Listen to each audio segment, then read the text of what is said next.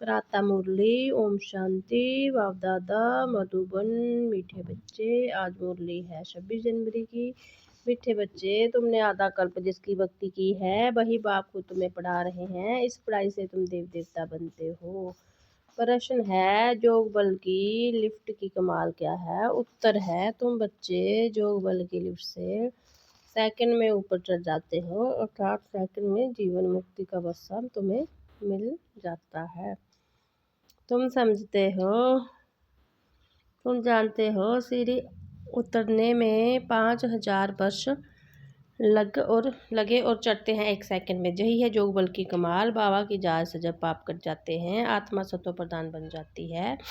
ओम शांति। रूहानी बाप रूहानी बच्चों को वह समझाते हैं। रूहानी बाप की महिमा तो बच्चों को सुनाई। वह ज्ञान का सागर सच्चित अनंत स्वरूप है, शांति का सागर है। उससे सब बेहद की शिफ्तें दी जाती है। अब बाबा है ज्ञान का सागर, और इस समय जो भी मनुष्य है सब जानते हैं हम भक्ति के सागर है। भक्ति में जो सबसे तीखा होता है उसको मान मिलता है। उस समय कलयुग में है भक्ति, दुख सतयुग में है ज्ञान का सुख। ऐसा नहीं कि वहाँ ज्ञान है तो ये महिमा सिर्फ एक ही बाबा की है, और बच्चों की महिमा भी है, क्योंकि बाबा बच्चों को पढ़ाते हैं अथवा यात्रा सिखलाते हैं। बाबा ने समझाया है 2 यात्रा है। भक्त लोग तीर्थ करते हैं, चारों तरफ चक्कर लगाते हैं। तो जितना टाइम चारों तरफ चक्कर लगाते हैं उतना टाइम बेकार में नहीं जाते।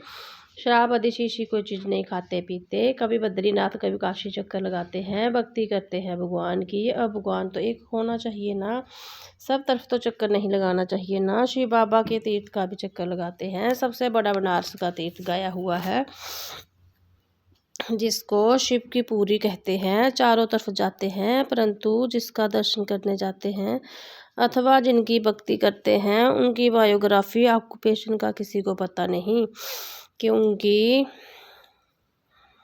इसलिए उनको कहा जाता है अंधश्रद्धा। किसकी पूजा करना, माथा टेकना, उनकी जीवन कहानी को ना जानना, उसको कहा जाता है ब्लाइंड फेथ। घर में भी बनाते हैं, देवियों की कितनी पूजा करते हैं। मिट्टी की व पत्थर की देवियाँ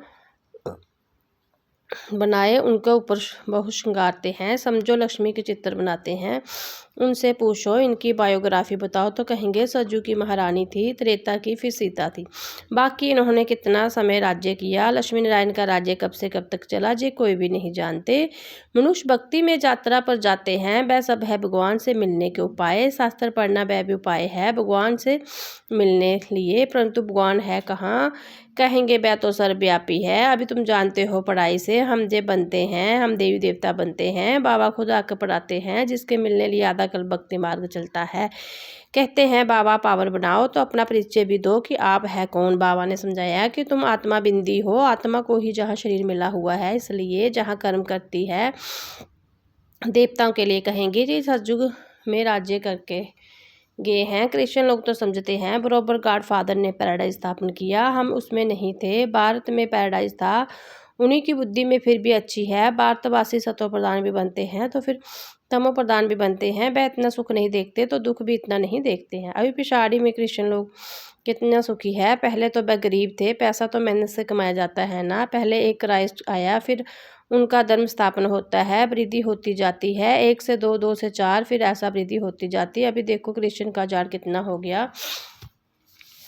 फाउंडेशन है देवी देवता घराना, वह फिर जहाँ ही समय स्थापन होता है, पहले एक ब्रह्मा फिर ब्रह्मा का अडाप्टेड संतान वृद्धि को पाते हैं। बाबा पढ़ाते हैं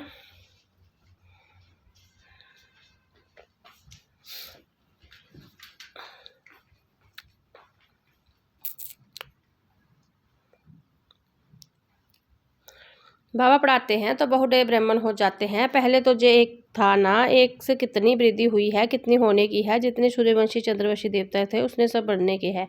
पहले है एक बाप, उनकी आत्मा तो है ही। बाप की हम आत्माएं संतान कितनी है, हम सब आत्माओं का बाबा एक अनादि है। फिर सृष्टि का चक्कर फिरता रहता है। सब मनुष्य सदैव नहीं है ना, आत्मा को बिन बिन पाठ बजाना है। इस जाड़ को पहले पहले थुर है देवी देवताओं का, फिर उनसे ट्यूब्स निकलती है। तो बाबा बैठ बच्चों को समझाते हैं। बच्चों में आकर के क्या करता हूँ, आत्मा में ही धारणा होती है। बाबा बैठ सुनाते हैं, मैं आया कैसे। तुम सब बच्चे जबकि प्रतीति बने हो तो याद करते हो। सजू त्रेता में तो तुम सुखी थे तो याद नहीं करते थे। द्वापर के बाद जब दुखी जास्ती हुआ तब पुकारा है, हे परमपिता परमात्मा। बाबा, हाँ बच्चों सुना क्या चाहते हो। बाबा, आकर प्रतीति को पावन बनाओ। बाबा, हम बहुत दुखी प्रतीति हैं, हमको आकर पावन बनाओ, कृपया करो, आशीर्वाद करो। तुमने मुझे पुकारा है बाबा, आकर प्रतीतियों को पावन बनाओ। पावन सज्जू को कहा जाता है। जे भी बाबा खुद बैठ बतलाते हैं। ड्रामा के प्लान अनुसार सब संगम युग होता है, सृष्टि पुरानी होती है, तब मैं आता हूँ।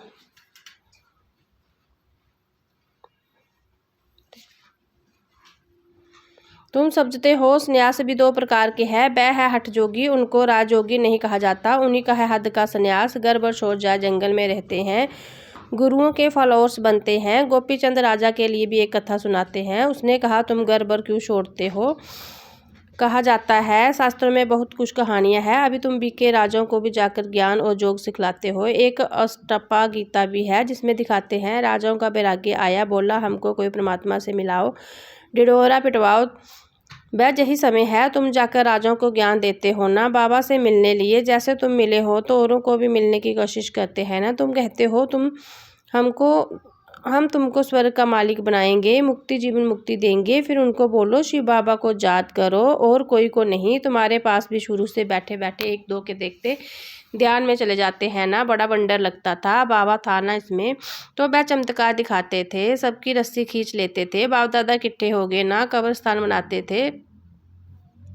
सब बाबा की याद में सो जाओ, सब ध्यान में चले जाते थे। वह सब शिव बाबा की चतुराई थी, इसको फिर कोई जादू समझने लगे। ये था शिव बाबा का खेल। बाबा जादूगर सौदागर रत्नागर है ना, धोबी भी है, सोनार भी है, वकील भी है। सबको रावण की जेल से छुड़ाते हैं, उनको ही सब बुलाते हैं प्रतीति पावन। हे दूर देश के रहने वाले, आकर पावन बनाओ, हमको आकर पावन बनाओ। आओ भी प्रतीति दुनिया में, प्रतीति शरीर में आकर हमको पावन बनाओ। अभी तुम इनका भी अर्थ नहीं समझते। बाबा आकर बतलाते हैं, तुम बच्चों ने रावण के देश में हमको बुलाया है। मैं तो परम धाम में बैठा था स्वर्ग स्थापन करने के लिए। मुझे नरक रावण के देश में बुलाया कि अब सुखधाम में ले चलो। अभी तुम बच्चों को ले चलते हैं ना। तो ये है ड्रामा। मैंने जो तुमको राज्य दिया था वह पूरा हुआ।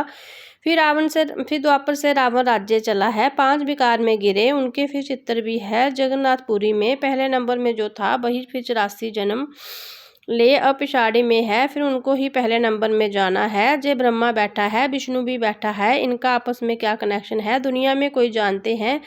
ब्रह्मा सरस्वती भी सूल में सज्जू के मालिक लक्ष्मी नारायण थे, अभी नर के मालिक है। अभी जे तपस्या कर रहे हैं, जे लक्ष्मी नारायण बनने के लिए दिलवाड़ा मंदिर में पूरा यादगार है।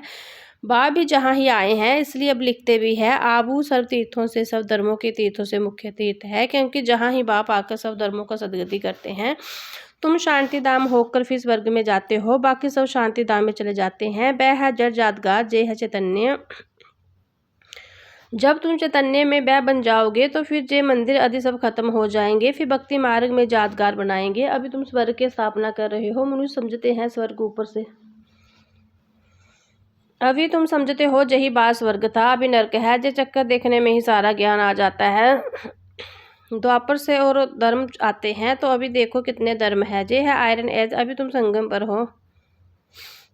सतयुग में जाने के लिए पुरुषार्थ करते हैं, कलयुग में है सब पत्थर बुद्धि, सतयुग में है पार्श बुद्धि। तुम ही पार्श बुद्धि थे, तुम ही फिर पत्थर बुद्धि बने हो, फिर पार्श बुद्धि बनना है। अब बाबा कहते हैं, तुमने हमको बुलाया है तो मैं आया हूँ और तुमको कहता हूँ, काम को जीते तो जगत जीत बनेंगे। मुख्य जे विकार ही है, सतयुग में है सब निर्विकारी, कलयुग में है विकारी।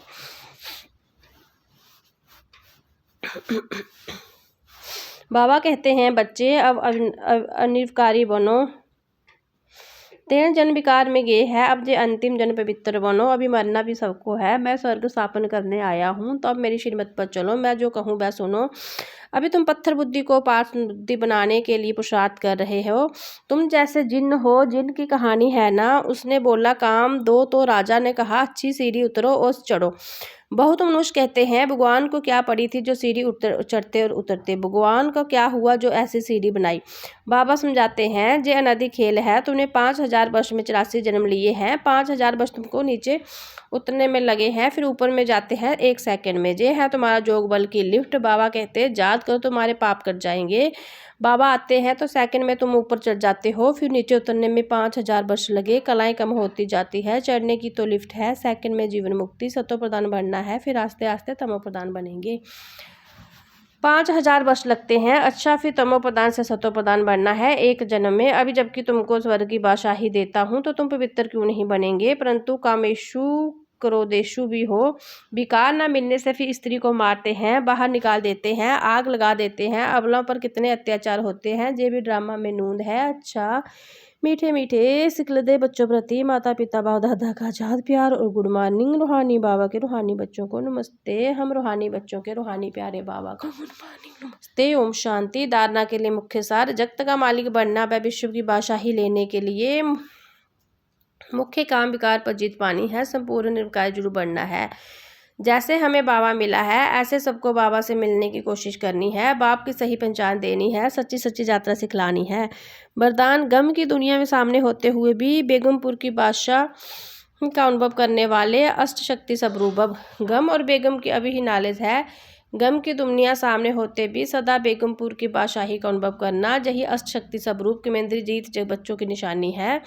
अभी ही बाप द्वारा सर्व शक्तियों की प्राप्ति होती है, लेकिन अगर कोई ना कोई संगदोष व कोई कमेंद्रियों के वशीभूत हो अपनी शक्ति खो लेते हो तो बेगमपुर का नशा व खुशी प्राप्त है वह सभी ही खो जाती है। बेगमपुर के बादशाह भी कंगाल बन जाते हैं। श्लोगन, दृढ़ता की शक्ति सदा साथ हो तो सफलता गले का हार है। व्यक्ति सारे इस व्यक्ति मास में बंधन मुक्त रह जीवन मुक्त स्थिति का अनुभव करो। अपने संकल्पों के तूफान व कोई भी संबंध द्वारा प्राप्ति व प्रकृति व समस्या द्वारा तूफान के विघ्न आते हैं तो उनसे मुक्ति पाने के लिए जो युक्त बनो। जब तक जो युक्त नहीं तब तक विघ्न से युक्त हो। ओम शांति।